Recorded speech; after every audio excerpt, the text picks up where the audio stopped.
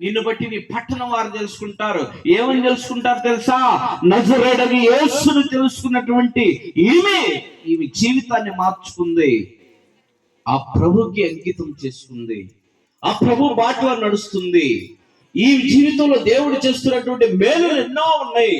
మనము కూడా యేసు ప్రభుని అంగీకరిస్తే, మనము కూడా యేసు ప్రభుతో నడవగలిగితే మన జీవితంలో కూడా దేవుడు అద్భుతాలు చేస్తాడు, ఆశ్చర్య కార్యాలు చేస్తాడని నిన్ను బట్టి ప్రతి ఒక్కరు తెలుసుకుంటారు. చనిపోతే వచ్చి ఏడుస్తారు, వెళ్ళిపోతారు. అక్కడ చెబుతారు, అమ్మో చాలా చాలా భక్తికి ఉంది, చాలా అది చాలా ఇది అని చెప్పి వెళ్ళిపోతారు. ఆ రోజుతో మరవబడిద్ది.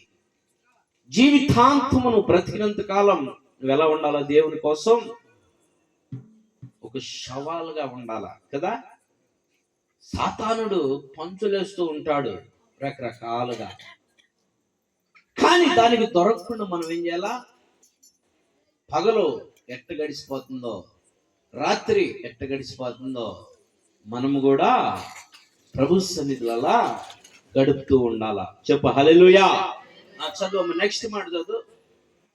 కాగా చూడు, తాను అద్వితీయ కుమారుడు పుట్టినవాని యందు, అబ్బా, పుట్టినవాని యందు ఎవరంటే అద్వితీయ కుమారుడిగా పుట్టింది? అమ్మా, యేసుక్రీస్తు ప్రభు. హల్లెలూయా. ఏలయనగా మనకు శిశువు పుట్టెను, మనకి కుమారుడు అనుగ్రహింపబడెను, ఆయన భుజం మీద రాజ్యభారం ఉండెను. సమాధానకర్త, ఆశ్చర్యకరుడు, ఆలోచనకర్త, నిత్యుడగు తండ్రి, సమాధానకర్త అని ఆయనకి పేరు. పిల్లారా చూడండి,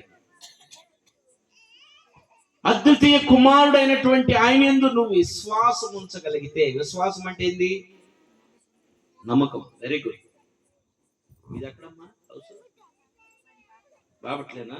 బేతనీ కాలనీయా? Very good. నమ్మకం. యేసు ప్రభు మీద నమ్మకం కలిగి ఉండాలా. ఒకరోజు నేను ఒక విషయం మీకు చెప్పాలని ఆశపడుతున్నాను. బైబిల్ గ్రంథంలో ఉన్నది. ఒకరోజు లాజరు చనిపోయినప్పుడు మార్త యేసు ప్రభు వారు వస్తూ ఉండగా భలే తొందర పెట్టింది మార్త. ఏమని తెలుసా? ఏందయ్యా ఎంత లేట్ అయ్యావు, ఏందయ్యా ఎంత లేట్ అయ్యావు, ఏందయ్యా ఎంత లేట్ అయ్యావని. అయ్యగారు నన్ను కూడా అడుగుతున్నాడు, ఏడదాకా వచ్చారండి, ఏడదాకా వచ్చారండి, ఏడదాకా వచ్చారండి. పాపం, వస్తున్నాం దగ్గరలో ఉన్నాం అని చెప్పుకుంటూ వచ్చాం. కానీ యేసు ప్రభు ఆమె అలానే చనిపోయినటువంటి బాధలో తొందర పెట్టి